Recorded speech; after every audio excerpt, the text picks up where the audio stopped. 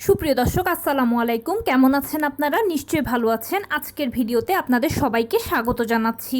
আজকে আমি আপনাদের সাথে শেয়ার করব নর্মাল ডেলিভারির জন্য কিভাবে নিজেকে প্রস্তুত করবেন। তাহলে চলুন মূল ভিডিওতে যাওয়া যাক। বাই দ্য ওয়ে, মূল ভিডিওতে যাওয়ার আগে একটা কথা বলি, আমি আমার চ্যানেলে pregnancy related, specially normal delivery related অনেক ইম্পর্টেন্ট তথ্য ভিডিও আকারে শেয়ার করে থাকি। এই তথ্যগুলো আমার পার্সোনাল এক্সপেরিয়েন্স ও আমার ডক্টরের সাজেশন থেকে নেওয়া। তাই আমার চ্যানেলটিকে যদি একবার আপনারা ভিজিট করেন তাহলে আপনারা আপনাদের প্রশ্নাতীত মনের অনেক প্রশ্নের উত্তর পেয়ে যেতে পারেন। আমন্ত্রণ জানাবো আমার চ্যানেলটিকে একবার ভিজিট করে দেখার। এবারে চলুন মূল আলোচনায় যাওয়া যাক। আমি শুরুতেই বলেছি আজকে আলোচনা করব নর্মাল ডেলিভারির জন্য যেভাবে নিজেকে প্রস্তুত করবেন। দেখুন, আমরা সবাই জানি যে নর্মাল ডেলিভারিটা সিজারের তুলনায় খুব ভালো, কারণ সিজার একটা ছোটোখাটো অপারেশনের আগে পরে বিভিন্ন ধরনের ঝুঁকি থাকে সাইড ইফেক্টস। এছাড়া সিজারিয়ান পেশেন্টকে বিভিন্ন ধরনের সমস্যায় পরবর্তীতে পড়তে হয়, কিন্তু নর্মাল ডেলিভারি পেশেন্ট তার সব কিছু থেকে সেফ ও সিকিওর থাকেন বলে আমরা সবাই নর্মাল ডেলিভারিটাকে পছন্দ করি। কিন্তু শুধু পছন্দ করলেই হবে না, এটার জন্য আপনাকে একটু চেষ্টা করতে হবে।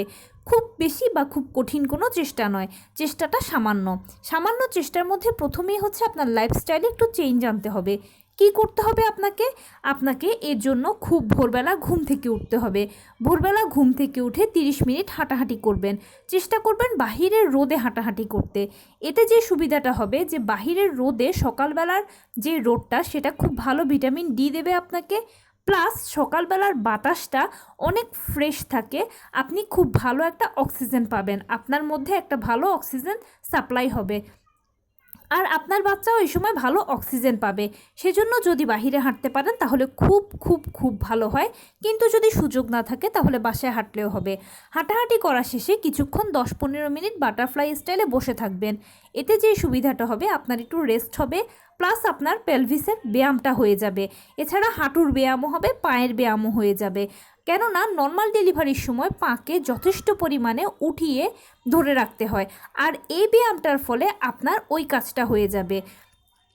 ব্যায়াম শেষে আপনি যেটা করবেন, আপনি যদি গৃহস্থালী কাজকর্ম করেন তাহলে সেটা করবেন, আর যদি আপনি অফিসে চাকরি করেন আপনি আপনার রেগুলার কাজগুলো করবেন। তবে সব কাজের মাঝে চেষ্টা করবেন টুকটাক কায়িক শ্রম করতে। একটানা বসে থাকা বা একটানা দাঁড়িয়ে থাকা বা একটানা কোনো কিছু না করলেই ভালো হয়। টুকটাক কায়িক শ্রম করা, ওঠা বসা হাঁটা, এগুলো করলে আপনার নিজেরও ভালো লাগবে, প্লাস আপনার কাজকর্মের মাঝে একটা ব্যায়াম হয়ে যাবে। এবং সেই সাথে গর্ভকালীন সময়ে আমাদের কিন্তু বিভিন্ন ধরনের ব্যথা কষ্ট থাকে, আর এই ছোটোখাটো ব্যায়ামগুলো ব্যথা কষ্টগুলোকে দূর করতেও কিন্তু খুব ভালো ভূমিকা পালন করে। অবশ্যই চেষ্টা করবেন রাত 9টা থেকে 9:30টার মধ্যে রাতের খাবারটা খেয়ে ফেলতে। রাত 9টা থেকে 9:30টার মধ্যে আপনি যদি রাতের খাবারটা খেয়ে ফেলতে পারেন তাহলে আপনার খাবারটা খুব ভালোভাবে হজম হবে, আর খাবার যখন খুব ভালোভাবে হজম হয় তখন গ্যাস্ট্রিক, কোষ্ঠকাঠিন্যের মতো অযাচিত সমস্যাগুলো আপনাকে আর গ্রাস করতে পারবে না। এরপরে খাবারের পরে কিছুক্ষণ হাঁটাহাঁটি করবেন, 30 মিনিট আবার হাঁটাহাঁটি করবেন, 10-15 মিনিট এরপরে বাটারফ্লাই স্টাইলে বসে থাকবেন। এতে আপনার যেমন একদিকে ব্যায়াম হবে, অন্যদিকে খাবারটা খুব খুব খুব ভালোভাবে হজম হয়ে যাবে। অবশ্যই 10টা থেকে 10:30টার মধ্যে কোনো ডিভাইস ছাড়া ঘুমিয়ে পড়ার চেষ্টা করবেন। এতে যেটা হবে, আপনি 10টা থেকে 10:30টার মধ্যে ঘুমিয়ে পড়লে আবার ওই যে ভোরবেলা ঘুম থেকে উঠলেন, দুইয়ের মাঝে 8-9 ঘন্টার একটা টানা লম্বা ঘুম আপনি দিতে পারলেন। আপনি যদি ভালো ঘুমাতে পারেন তাহলে আপনার শরীর ভালো থাকবে, ব্রেন ভালো থাকবে, মাইন্ড রিফ্রেশ থাকবে, আর আপনার ব্রেন ডেভেলপমেন্টের পাশাপাশি আপনার বাচ্চারও এটা ব্রেন ডেভেলপমেন্টে সহায়তা করবে। আপনার রিফ্রেশমেন্টের সাথে সাথে এটা বাচ্চাকেও ভালোভাবে রিফ্রেশ করতে সহায়তা করবে। পরবর্তীতে দেখা যাবে বাচ্চা জন্মের পরে যখন আস্তে আস্তে বড় হবে, এই বাচ্চারাও অনেক হাসি খুশি বা ভালো মন মেজাজের হবে। অনেক বাচ্চা দেখবে যে খিটখিটে মেজাজের হয়, মায়ের কিছুটা অভ্যেসের পরিবর্তনের কারণেও এরকমটা হয়ে থাকে। এরপরে সারাদিনে যেরকম সময় সুযোগ হবে আপনি আপনার মতো আপনার লাইফটাকে লিড তো করবেনই, তার পাশাপাশি চেষ্টা করবেন পরিবারকে সময় দিতে, বন্ধুবান্ধবকে সময় দিতে। কেননা পরিবার পরিজনকে বন্ধুবান্ধবকে সময় দিলে যেটা হবে, আপনার মন মানসিকতা ভালো থাকবে। আর আপনার মন মানসিকতা ভালো থাকলে বাচ্চার মন মানসিকতাও কিন্তু ভালো হয় পরবর্তীতে। এছাড়া যে কোনো ধরনের ডিভাইস থেকে দূরে থাকলেই ভালো, কেননা আপনারা সবাই তো জানেন যে ডিভাইস থেকে বিভিন্ন ধরনের ক্ষতিকর রেডিয়েশন ছাড়ে, যেটা মায়ের জন্য ক্ষতিকর, বাচ্চার জন্যও ক্ষতিকর। অবশ্যই 5 মাস বয়স থেকে বাচ্চারা কানে শুনতে পায়, সেজন্য বাচ্চার সাথে 5 মাস বয়স থেকে টুকটাক কথাবার্তা বলবেন, দেখবেন সে বাহিরের প্রতিধ্বনিটাকে খুব ভালো বুঝতে পারে। আর 5 মাস বয়স থেকে যেহেতু বাচ্চা নড়াচড়া করতে পারে, আপনার কথার সাথে খেয়াল করবেন বাচ্চাও ভেতর থেকে নড়াচড়া করে উঠছে। এটা হচ্ছে মায়ের সাথে বাচ্চার নাড়ির একটা টান। খাদ্যাভ্যাসের বেলায় যেটা আপনাকে করতে হবে, অবশ্যই হোমমেড খাবারের উপর নির্ভর করতে হবে। যে কোনো খাবার, ভাত, মাছ, মাংস, ডাল, রুটি, পরোটা, এছাড়া যে কোনো ধরনের মৌসুমি ফলমূল, সবুজ শাকসবজি, হলুদ ফলমূল, ওমেগা 3 ফ্যাটি অ্যাসিড সমৃদ্ধ খাবার, কুসুম গরম 1 গ্লাস দুধ, প্রতিদিন 2টো করে ডিম, কলা, খেজুর, বাদামের মতো ফলগুলো বেশি বেশি করে খাবেন। এবং যে কোনো খাবারের ক্ষেত্রে হোমমেড খাবারের উপর নির্ভর করবেন।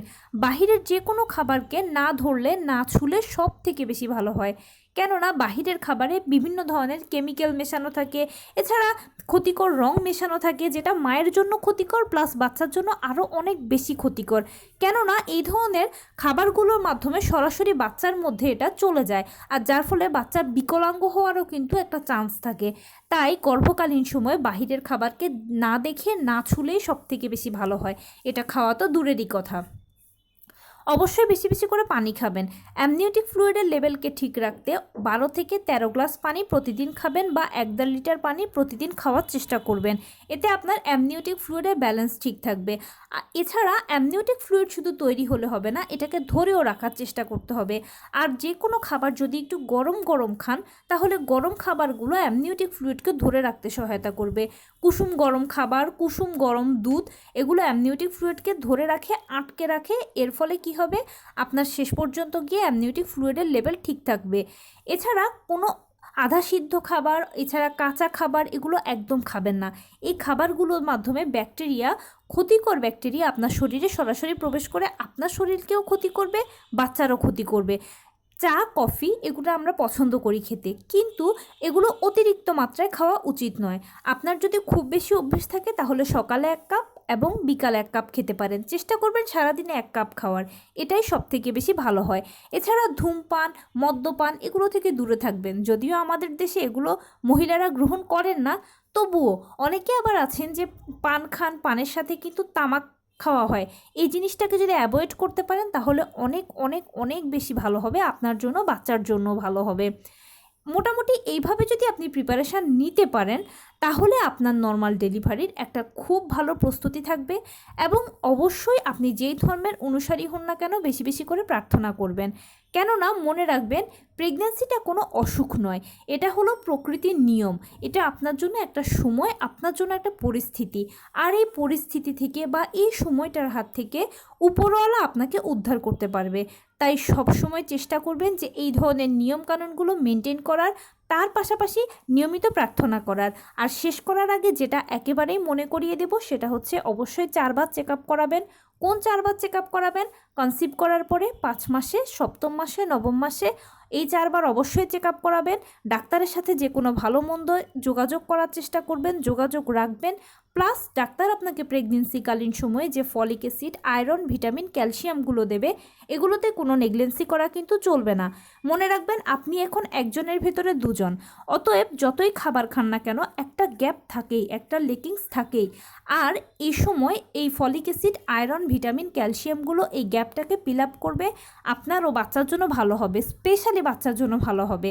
কেননা ফলিক অ্যাসিডটা বাচ্চাকে বিভিন্ন ধরনের বিকলাঙ্গতা বা বিভিন্ন যে সমস্যাগুলো হয় বাচ্চাদের, এগুলোর হাত থেকে রক্ষা করে। আয়রন তো ভালো ব্লাড সাপ্লাই দেবে, যেটা আপনার জন্য প্রয়োজন, বাচ্চার জন্য প্রয়োজন। এছাড়া ভিটামিনের তো সবারই প্রয়োজন আছে, আপনার বাচ্চারও দরকার আছে। আর ক্যালসিয়াম তো অনবদ্য ঔষধ, কেননা ক্যালসিয়াম এ সময় বেশি প্রয়োজন বাচ্চার হাড় গঠনের জন্য। প্লাস মা যেহেতু বাচ্চাটাকে ক্যারি করছে, সো দ্যাট মায়েরও হাড় গঠনের জন্য ক্যালসিয়াম প্রয়োজন। তাই ডাক্তারের সাথে যোগাযোগ করা, চেক আপ করা, ডাক্তারের দেওয়া ওষুধগুলো নিয়মিত গ্রহণ করবেন। খাদ্যাভ্যাসে পরিবর্তন আনবেন, লাইফস্টাইলগুলোতে চেঞ্জ আনবেন। এইভাবে যদি আপনি মেনটেন করতে পারেন তাহলে ইনশাল্লাহ আশা করছি আপনার নর্মাল ডেলিভারি হওয়ার চান্স অনেক অনেক অনেক বেশি থাকবে।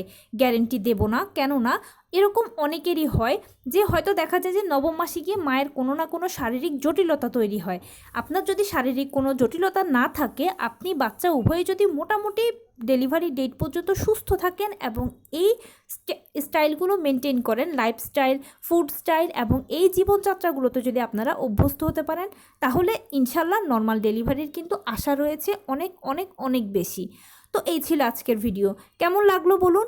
যদি ভালো লেগে থাকে ও হেল্পফুল হয়ে থাকে তাহলে প্লিজ লাইক, কমেন্ট, শেয়ার করতে একদম ভুলবেন না। আর সেই সাথে আমার চ্যানেলটিকে সাবস্ক্রাইব করার বিনীত অনুরোধ রইল। পাশে থাকা বেল আইকনটি ক্লিক করে দেবেন যেন আমি ভিডিও আপলোড করার সাথে সাথে আপনারা নোটিফিকেশান পেয়ে যান।